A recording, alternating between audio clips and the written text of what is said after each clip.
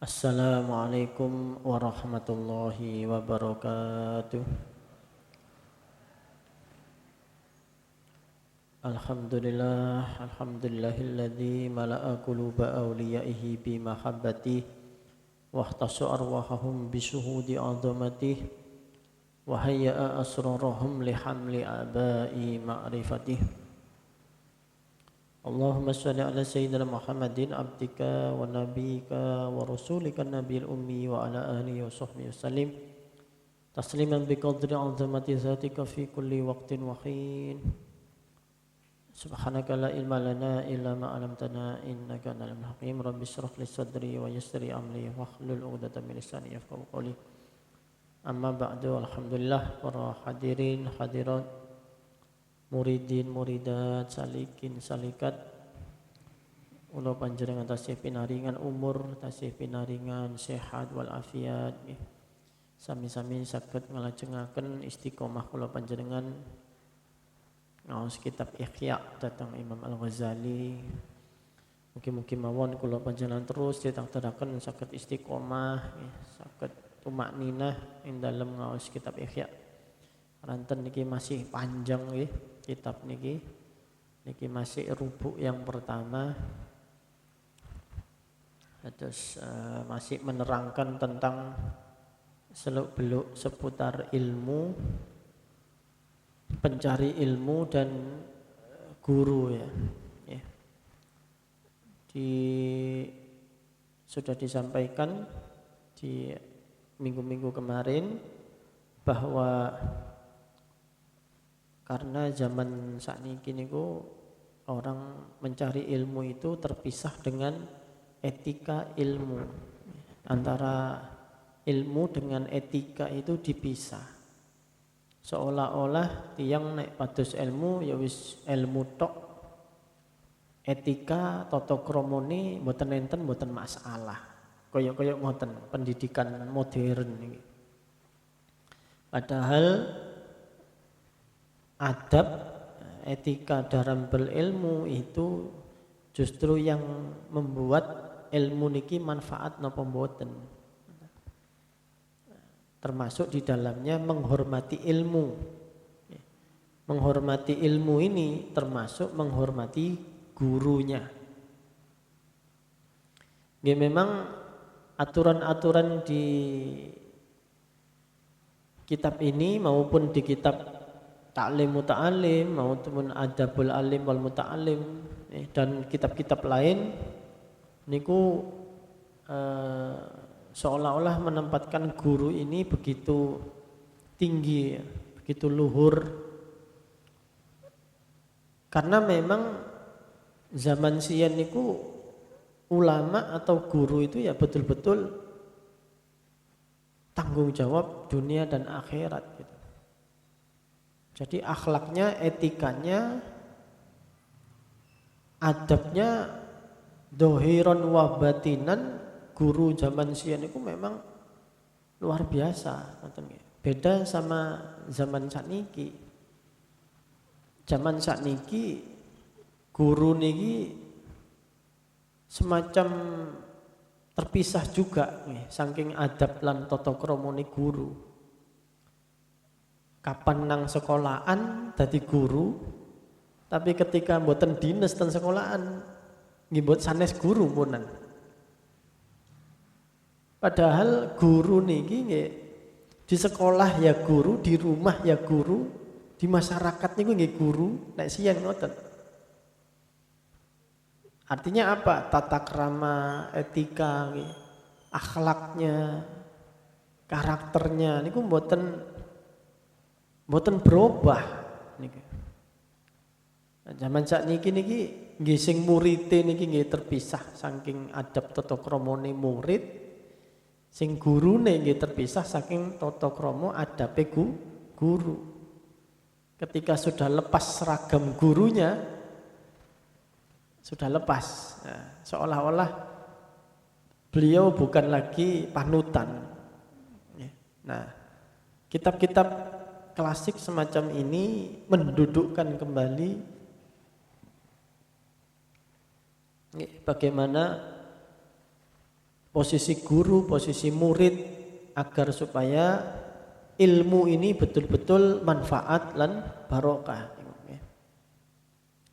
Tugas pertama adalah membersihkan hati. Niku untuk siapapun, guru maupun muridnya harus sama-sama bersih. Guru netok bersih atine tapi muridnya mboten bersih, nggih mboten saged manfaat. Atau kebalik, muridnya bersih, gurune ora bersih. Jadi tugas pertama membersihkan hati. Tugas kedua mengosongkan hati dari ikatan-ikatan duniawi. Ikatan-ikatan yang sifatnya sementara. Bahkan termasuk kumandili hati dumateng keluarga. Itu harus bisa sedikit demi sedikit harus terus dikurangi. Cekne supaya nopo atine ini bener-bener kosong, cuman isi lillahi ta'ala. Ini tugas kedua. Nah, niki tugas ketiga adalah menghormati ilmu. Nah, menghormati ilmu termasuk menghormati yang menjadi wasilah turunnya ilmu itu. Halaman 336 ya. Ya, ini sedikit review ya, mungkin supaya tetap nyambung. Bismillahirrahmanirrahim. Qala al-mu'allif rahimahullah ta'ala wa nafa'na bihi wa bi ulumihi fid dharaini amin. Rabbi yassir wa a'in. Allahumma sakhil lana kutub kullah. Wa mahma lan semangsa asyara awih isyarat alaihi ing atase muta'allim kepada murid, kepada santri. Al-muallim sapa kang mulang gurunya. Bitorikin kelawan siji cara fit ta'allumi ing dalem ngaji. Falyuqallidhu mongko becik anut muta'allim hu ing muallim wal yada' lan becik ninggalake ra'yahu. Ninggalake napa muta'allim ing pemikirannya sendiri, penemune muta'allim. Jadi kalau misalnya gurunya itu memberikan arahan, pilihan,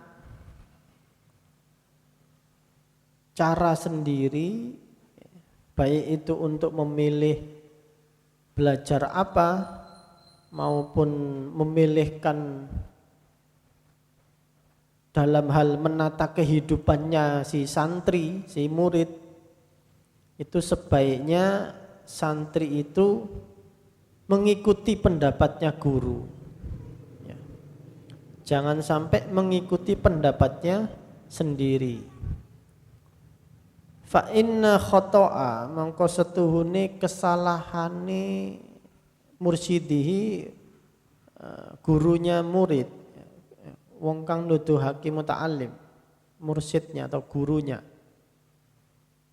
Seumpama gurunya ini ternyata keliru, iku anfa'ulahu luweh manfaat marang muta'alim, lahu marang muta'alim kangge santri, kangge murid, min sawabihi ketimbang beneri muta'alim, fi nafsihi ing dalam awak dhewene muta'alim. Masih lebih baik meskipun ternyata pilihan gurunya ini salah ternyata. Makanya banyak nih, kalau di pesantren-pesantren murid-murid ini menyerahkan hampir seluruh urusan hidupnya itu kepada gurunya, kepada kiainya. Bahkan sampai jodoh pun manut apa jari ini kiai ini. Dipilihkan kiai ini sudah ndak bisa, ndak berani lah. Mboten wantun menyalahi. Dan urusan-urusan lain termasuk kemana nanti setelah lulus dari pesantren saya harus lanjut kemana, semuanya dipasrahkan pada gurunya. Apakah tidak ada potensi keliru gurunya? Ada. Namanya guru niku nggih menungso biasa kok. Sanes tiyang maksum kados nabi mboten. Tapi niki lho, fa in khata'a mursyidihi iku anfa'u. Senajan gurune niku wau keliru, tetep luwih manfaat untuk si murid niku. Idi tajribatu, krana utawi pengalaman iku tutliu meruhake sapa murid ala daqa'iqa ing atase pira-pira masalah kang lembut, yastaghrabu kang den wilang aneh, sama'uhu apa ngrungune daqa'iq, ma'a annahu ing dalam sertane setuhune ya'zumu kelakuan iku ya'zumu iku agung naf'uha apa kemanfaatane daqa'iq. Karena ada sisi-sisi lembut ya, istilahnya yang sifatnya ruhaniyah, sir. Ketika itu si murid pasrah pada keputusan gurunya, maka dia mendapat sirinya. Dan itu kebanyakan nggih mboten krasa murid niki. Meskipun coro napa niki, coro dohir, coro akal misalnya, wah keliru iki kok. Tapi sirnya sesuatu yang lembut ya, daqa'iq, sifat ruhaniyahnya itu ada sesuatu yang manfaat. Fakam min maridin mongko pirang-pirang ya, min maridin utawi wong kang loro, mahrurin kang panas, yu'alijuhu tabib kang mula soro ing marid sapa at-tabibu dokter fi ba'di awqatihi ing dalam sakwenehe pira-pira wektune marid. Artinya sewaktu-waktu bil hararati kelawan nebreng panas, liyazida walaupun yen to nambahi sapa tabib fi kuwatihi ing dalem kekuatane marid tambah panas, ila haddin marang bates, yahtamilu kang nanggung apa had niku sodamatal ilaji ing penuh bruke perawatan, fayajibu minhu mongko dadi gawok saking tabib. Man la khibrata lahu bih, sapa wong kang ora ana khibrata lahu bi pengertian iku lahu bi maujud marang man. Ibaratnya orang sakit lalu datang ke dokter, sakitnya panas, sama dokter ini dikasih obat yang membuat panasnya justru makin meningkat sedikit.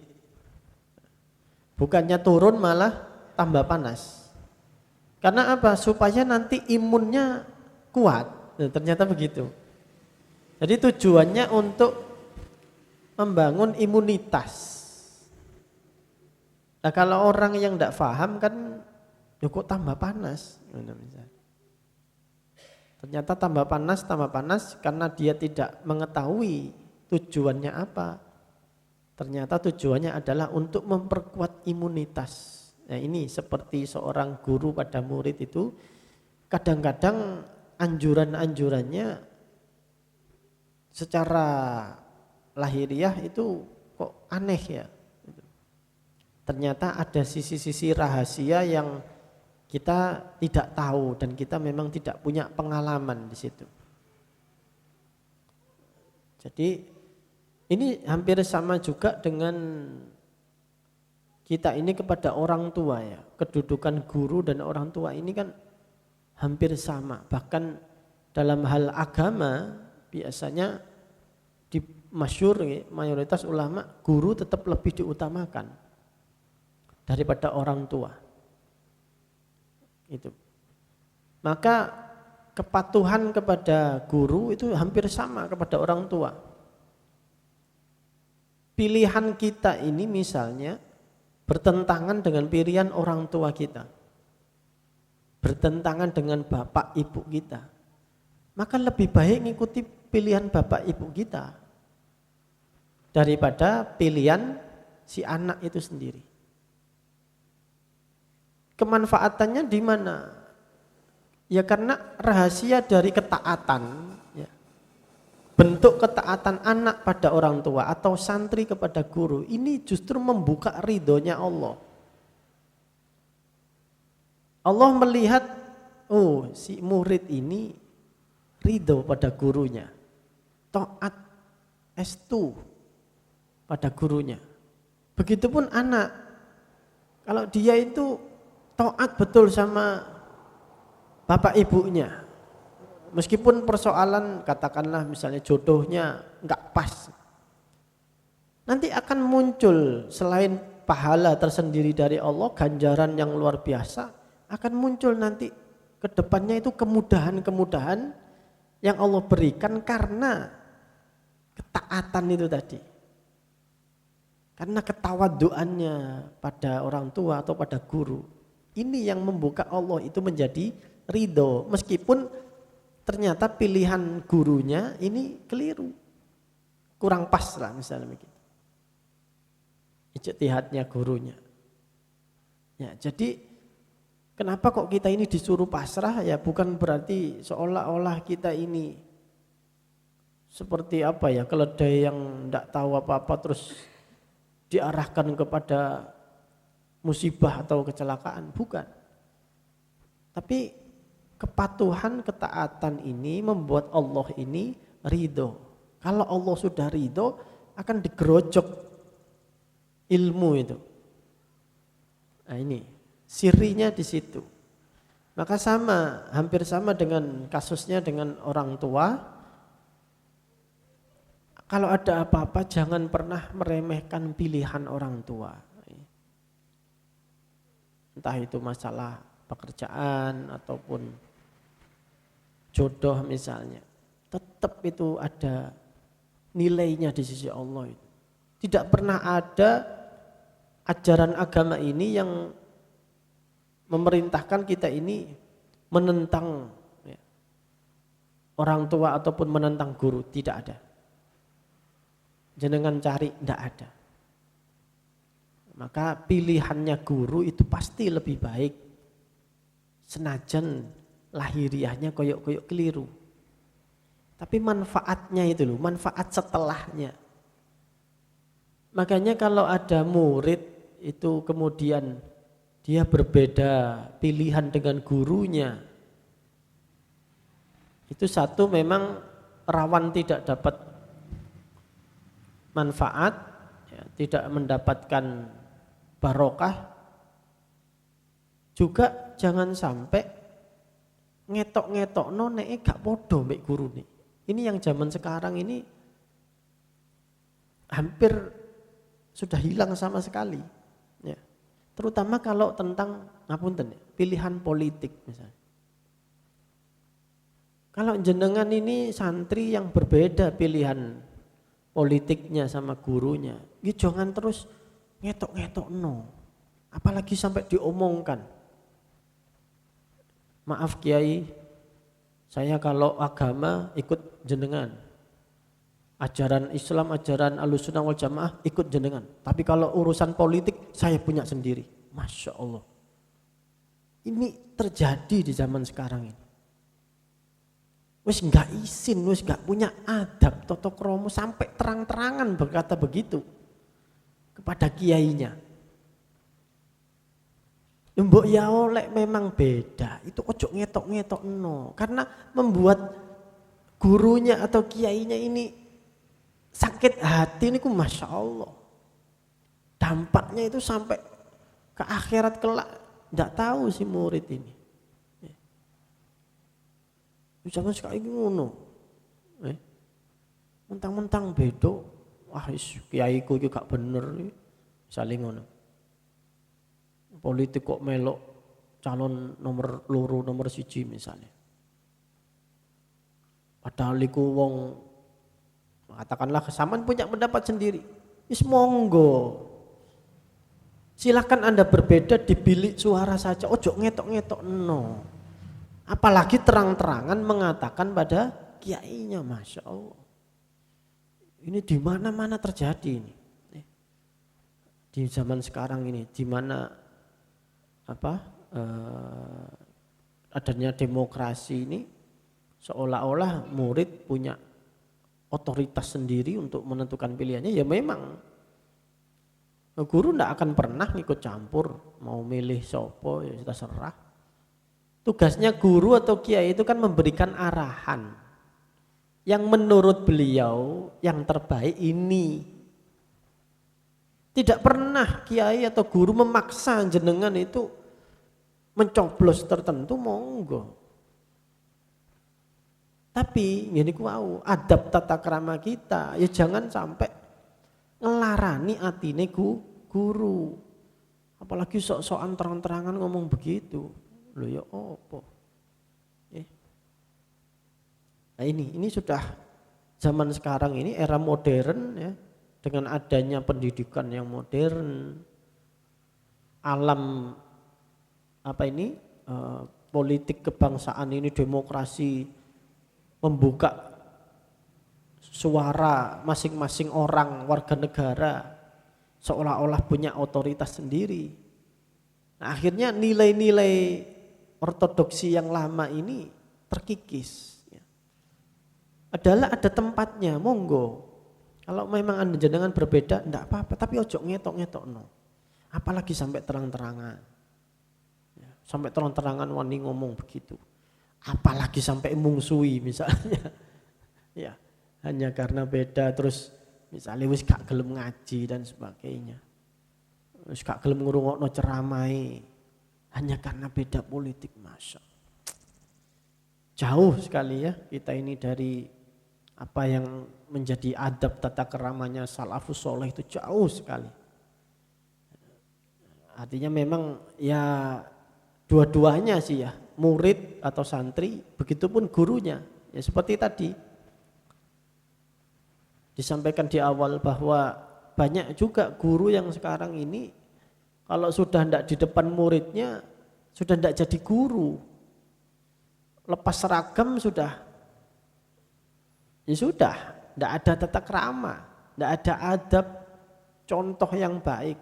Kalau dulu guru itu ya pulang sekolah ya tetap guru, di rumah beliau juga jadi guru, beliau juga guru dari anak-anaknya, dari keluarganya, beliau juga guru panutan untuk tetangga-tetangganya.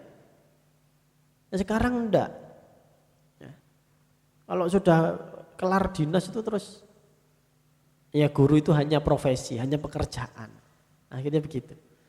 Akhirnya muridnya kehilangan uswah itu, uswah hasanah itu. Akhirnya terpisah, apa yang diterangkan di kelas atau di masjid atau di ruang-ruang pengajaran itu dengan realita itu terpisah jauh. Waktu di kelas ngomongnya etika begini, sopan santun, bicara harus sopan lah ya. Tapi begitu keluar sekolah, keluar pondok misalnya, langsung lain gurunya ini perilakunya. Lah kan santri-santrinya, muridnya melihat itu. Nah karena berbeda ya ndak nyantol ke muridnya juga, wis cocok gitu. Gurunya sudah ndak bisa dijadikan panutan, yang muridnya sudah ndak punya adab dan tata krama. Nah ini mulai harus ditata ulang ya, di toto maneh. Hal-hal seperti ini justru inilah yang membuat ilmu itu semacam dikerangkeng, dikurung supaya ndak lepas itu. Ya ini pagar-pagarnya itu adalah adab dan tata krama ini. Niat yang benar, hati yang bersih. Ini yang di pendidikan modern ini sudah hilang. Bismillahirrahmanirrahim. Waqad nabahallahu ta'ala, lan teman-teman ngilingake Allah Ta'ala bikisotil Khadir, kelawan ceritane Nabi Khidir, wa Musa alaihi salam, lan ceritane Nabi Musa alaihi salam, khaisu ing dalem nalikane qolal Khadir, dawuh sapa Nabi Khidir, innaka lan tastati'a ma'iya sabra. Kamu Musa tidak akan bisa, tidak akan mampu sabar nanti bersama saya. Ini sudah disampaikan oleh Nabi Khidir di awal-awal. Ini sudah masyhur ya ceritanya. Wa kaifa tasbiru lan hale kepriye sabar sira ala ma lam tukhit bihi khubra, ing atase napa niki barang kang malam, barang kang ora tukhit ngliputi sira bihi kelawan ma khubron opone pengertian, tidak punya pengetahuan di situ. Bagaimana kamu akan bisa sabar kalau kamu tidak punya pengetahuan tentang itu? Karena Nabi Musa masih ngotot kan di riwayatnya itu.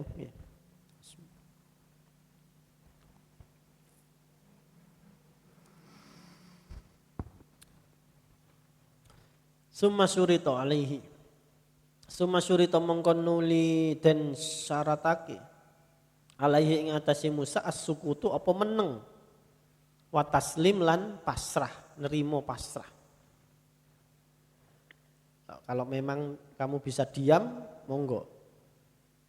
Faqala mongko dawuh sapa Nabi Khidir, fa ini taba'tani fala tas'alni an syai'in hatta uhditsalaka minhu dzikra. Fa ini mongko lamun ittaba'tani anut sira ing ingsun, fala tas'alni mongko ojo takon sira ing ingsun an syai'in saking suwi-wiji, hatta uhdisa hingga nerangake ingsun laka marang sira minhu saking syai' zikron ing keterangan. Kalau kamu ikut saya, jangan bertanya sesuatu pun, diam saja, nanti saya yang jelaskan sendiri, kata Nabi Khidir. Semalam yasbir mongko nuli ora sabar sapa Nabi Musa. Walam yazal lan ora kinsir-kinsir sapa Nabi Musa fi murawadatihi, iku fi tetep ing dalem anggojeki Nabi Khidir, ila angkana hingga yento ono zalika apa mengkono-mengkono soal iku sababa dadi sebab al firaqi perpisahan bainuma ing dalam antarane Khidir lan Nabi Musa. Nah, ini terkenal gitu. Jadi ini salah satu contoh di Al-Qur'an bagaimana memang secara lahiriah, dohiriah, koyok-koyok Nabi Khidir niki kan salah, mateni wong, terus niki menenggelamkan kapal. Jadi ini adalah sebuah ibarat bahwa pengetahuan murid itu memang ada kalanya belum mampu untuk menjangkau pengetahuan gurunya, kecuali nanti sampai gurunya sendiri yang memberikan keterangan. Wabil jumlati lan kelawan gembelengani, kullu muta'allimin utawi saben-saben wong kang ngaji, istabqa li nafsihi kang amrih tetep muta'allim marang awak muta'allim, ro'yan ing penemu, wakhtiyaron lan memilihan, ikhtiar. Memang kebanyakan ya begitu, berdasarkan pemikirannya sendiri, berdasarkan pilihannya sendiri. Kebanyakan ya sepancen ngono iku. Hampir semua santri rumangsa punya ilmu, rumangsa punya argumentasi misalnya, punya hujah, akhirnya lebih kepingin nuruti pemikirannya. Memang psikologinya santri atau murid ya begitu itu. Kata Imam Al-Ghazali itu.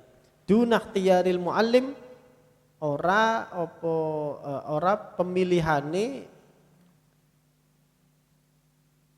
gurune ya, al-muallim, gurune kang mulang. Fahkum mongko ngukumi sira alaihi ing atase muta'allim bil ikhfaqi wal khusrani kelawan tunalan nelongso kerugian. Maka kelak mereka akan rugi itu para santri atau para murid yang tidak mengikuti pilihan gurunya itu mesti akan rugi. Fa in kulta mongko lamun ngucap sira. Kalau Anda para pembaca Ikhya itu kalau Anda mengatakan faqad qala Allah Ta'ala, mongko teman-teman dawuh sapa Allah Ta'ala, fas'alu ahla dzikri in kuntum la ta'lamun. Lah bukannya ada ayat fas'alu ahla dzikr, bertanyalah kepada ahli dzikir in kuntum la ta'lamun kalau kita ini tidak tahu. Misalnya kita ingin membantah Imam Ghazali begitu. Fasu'alu mongko utawi takon iku makmurun bih dan perintahake apa soal fa'lam mongko weruh sira annahu ing setuhune soal iku kadzalika kaya mengkono-mengkono makmur bi walakin akan tetapi fima ya'zanu muallim ing dalam barang kan ngizini sapa muallim. Memang benar kata Imam Ghazali. Kita ini diperintahkan untuk tanya kepada guru kita. Gampangannya kepada ahli dzikir di sini kan konteksnya guru kita. Memang betul, tapi itu ketika ada izin, dipersilahkan oleh gurunya untuk bertanya. Gak terus sidik-sidik takon begitu. Visuali ing dalam takon anhu saking ma fa inna su'ala mongko setuhune pitakonan amma lam tablugh saking barang kang ora tumeka martabatuka apa pangkate sira ila fahmi marang mahamak imah iku madmumun den pahitu. Karena bertanya pada hal-hal yang kita ini belum makomnya lah gampang nih, belum tingkatannya itu tercela, ya tidak baik. Misalnya orang masih SD kok takon pelajarannya anak SMA, ya kan percuma, misalnya begitu. Atau kalau tentang bimbingan rohani, ya belum makomnya, nanti kalau dijelaskan malah gak karu-karuan. Nah, itu kan yang tahu sebenarnya kan gurunya. Walidzalika lan krana mengkono-mengkono madmum mana Al-Khadir nyegah sapa Nabi Khidir alaihi salam minas suali saking takon ai dak suala tegese ninggal sira ing pitakonan. Qabla awanihi ing dalem sadurunge mongso soal, kalau memang belum waktunya itu dipersilahkan untuk bertanya. Nah, kalau Nabi Musa kan langsung nggak takon nih, langsung membantah dan protes. Karena Nabi Musa ini kan memang karakternya orangnya agak temperamen ya.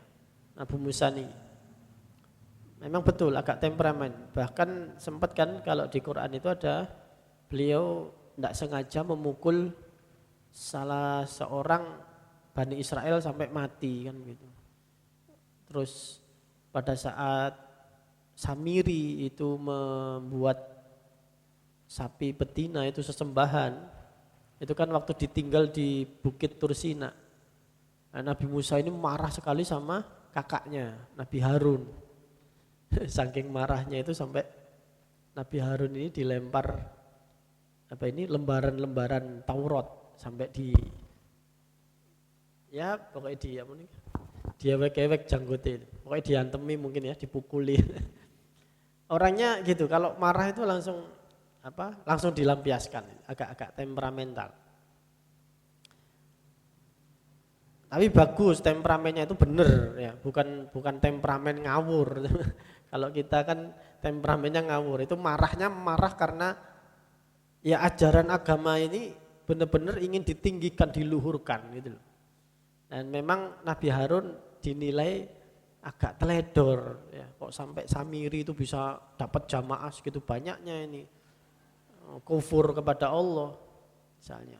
Atau seperti ini kan memang ketika dengan Nabi Khidir, ya siapa sih, kalau kita pun juga sama kan, ada anak kecil moro-moro dibunuh itu kan ya aneh gitu loh, wajar. Ya kita jangan menyalahkan Nabi Musa, kita enak tinggal dengar ceritanya. Kalau kita ngalami ya mungkin lebih buruk dari Nabi Musa jauh.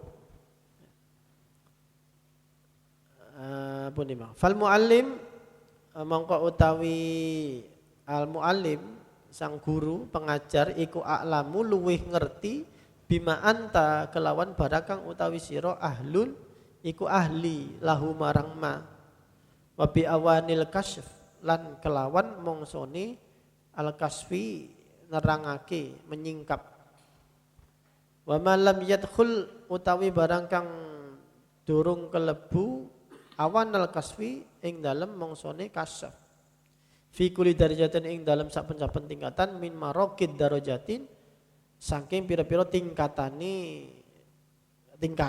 ya derajat apa maraqil iku menanjak dari tingkatan kita belum sampai la yadkhulu awanus su'ali anhu iku la yadkhulu ora kelebu awanus su'ali apa mongsone takon anhu saking ma waqad qala Ali radhiyallahu an lan dawuh sinten Sayyidina Ali radhiyallahu an inna min haqqil alim setuhune iku tetep saking hakke wong alim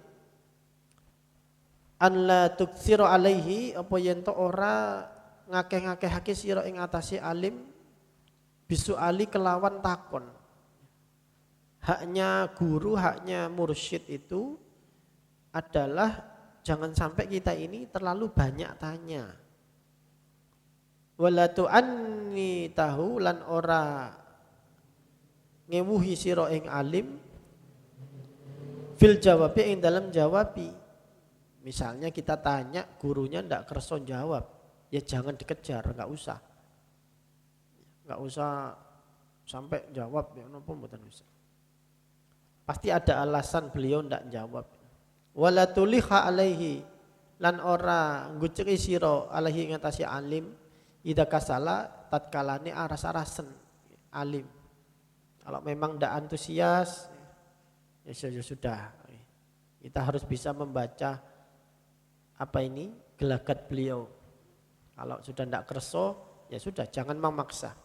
Wala tukhada wala takhuda lan ora ngalap sira bisa ubi kelawan dodote alim ida nahado tatkalane gumregah alim wala tusfiya lahu sirron lan ora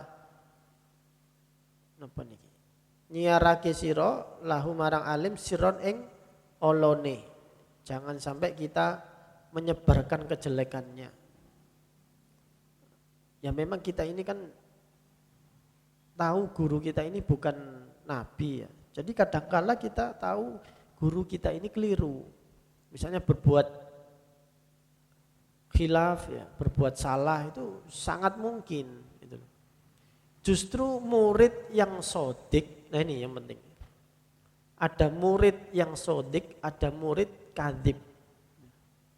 Murid yang sodik, murid sing bener, santri sing bener, itu adalah ketika gurunya ini keliru, dia tidak mempermasalahkan. Kenapa? Ya karena dia menyadari gurunya ini manusia biasa. Kalau sejak awal dia menganggap gurunya ini gak oleh salah, ini sudah keliru. Berarti nganggap gurunya ini seolah-olah nabi yang maksum, itu sudah keliru. Guru itu ya nopo sekalipun beliau ini mursyid yang walian mursidan sing kamil lah, tetap enten. Mboten pase enten kelirune tetep enten. Wali kuwi menungso biasa kok. Justru murid sing sodik itu adalah ketika gurunya salah dia mboten napa-napa. Mboten terus gurune ditinggal terus apa malih niku wau gurune terus ditentang dan sebagainya, naudzubillah. Meskipun gurunya salah, dia menyadari iya guru iki tetep menungso biasa. Menungso biasa ya mesti ono salahe, ono kelirune. Nek memang menurut keliru ya wis mendel mawon napa arane tiyang Jawa niku mikul dhuwur mendem jero, ngoten lho. Nggih pun ngeten. Kanten napa kula panjenengan iki sing dipadosi niki barokahe saking ridane Allah. Wong jenenge guru menungso biasa nggih wonten salahe. Gurune salah dadak disebar-sebarno. Nggih. Misale gurune mangan bakso nok pinggir rembong misale ngoten. Kan nggih nek kiai napa mursyid kan nggih mboten pantes ya. Nek mangan pinggir rembong ambek ya nopo ngoten misale. Lho niku dadak disebar-sebar. Napa semacamnya lah. Atau mungkin yang lebih parah dari itu. Jadi selama gurunya ini tidak bertentangan dengan syariat, jangan ditinggalkan.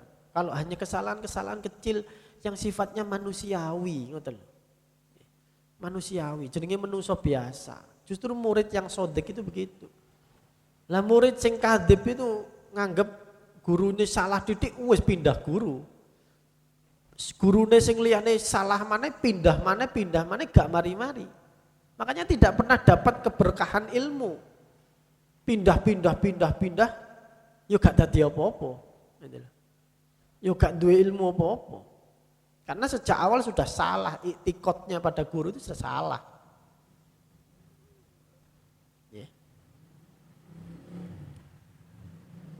Seketik malih pun di mari.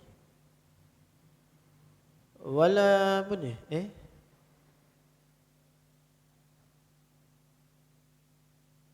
Pokok kala ali pun di mari. Ala taksiru alaihi bisuali wala tu'aninatu bil jawabi. Wala ta'khuda bisaubi nggih sampun. Wala tahtabanna lan ora ngrasani sira akadan ing wong suwiji indahu ing dalam sandinge wong alim gurune niku. Jangan sampai kita rasan-rasan wong ketika di hadapan guru, ngajak ngerasani. Walatat lubanna lan ora ngeluru sira asrotahu ing kesalahane alim. Jangan sampai mencari-cari kesalahannya gurunya. Digolek-goleki salahe mesti ono. Ngancani menungso biasa. Wa inzalla lan namung kepleset sapa alim qabil ta mongko nrimo sira. Nah niki lho. Ya mesti ana keplesete, mesti ana klirune. Ya terimalah. Ibarat kula panjenengan iki dengan orang tua kita kan ya begitu. Endi sih ana wong tua sing bener terus mboten enten. Semua orang tua juga pernah salah. Bisa salah, sangat bisa. Tapi apa terus sebagai anak itu terus gak nerima ngono ta. Wong tuaku iku salah terus gak terima. Wong tuane terus digegeri. Ini anak sing bener napa mboten bener ngoten. Ya jenenge wong tuwa niku nggih manungsa biasa nggih enten salah. Nggih. Mesti enten salah. Nggih dirembukaken sing sae dengan bahasa sing sae. Nggih sama dengan guru juga begitu. Nah, kalau panjenengan dengan istri ataupun suami kan juga begitu. Ada salahnya, tapi ya tetap nerimo. Lelek wong gak iso nerimo salah nggih. Gak iso urip nggih. Gumpul padha menungsani. Wa inzala qabilta. Jadi ini sebetulnya logika yang sangat bisa diterima ya. Ketika guru iku keliru, enten kelirune nggih monggo. Dimaklumi mawon. Wong memang menungso biasa. Qabilta mongko nrimo sira ma'ziratahu ing alasan alim wa alaika lan iku tetep keduwe sira antuwakirahu utawi yen to ngagungake ing alim. Wa tu'azzimahu lillahi ta'ala tegese ngagungake sira ing alim krana Allah ta'ala. Madama selagine langgeng yakhfadu amarallahi ta'ala iku ngreksa sapa alim ing perintahe Allah. Nah, selagi orang gurunya ini masih sesuai syariat, menjalankan sunnah-sunnah Nabi, ya masih tetap ya sudah. Kalau kesalahan-kesalahan lainnya kesalahan yang manusiawi, ya tetaplah agungkan niatnya lillahi ta'ala, niat mengikuti perintah Allah dan Rasulullah. Ya insya Allah nanti justru ini ilmunya yang barokah, karena kita mengikuti perintahnya Allah, Allah ridho. Nah, nek pun Allah ridho, bahkan dijembarakan manah kula panjenengan. Wala tajlis amamahu lan ojo lungguh sira ing dalem ngarepe alim. Ini seperti yang kemarin kita baca di kitab taklim. Ojo lungguh ning ngarepe gurune misal. Terus ojo wirawiri, seludur misal. Kalau lewat sekali nggih lewat. Pun ojo liwari-wariwi. Wa in kana celahu lan namun ana iku tetep kedue alim, iku hajatun apa hajat sabak tamongko dingina sira al-qauma ing kaum ila khidmatihi marang lumati alim, khidmah kepada orang alim. Kalau memang misalnya gurunya ini punya hajatan, punya sesuatu yang ya hajat ya, punya hajat itu sebaiknya didahulukan lah daripada yang lain-lain. Niatnya khidmah kepada gurunya. Ya, ini memang semakin jarang ya kata ngaten-ngaten iki, karena dianggap oleh pendidikan modern itu ribet. Kalau harus nuruti guru begini ribet. Terutama memang di saat yang bersamaan banyak guru atau pengajar ini yang tidak memiliki karakter akhlak yang ideal ini tadi.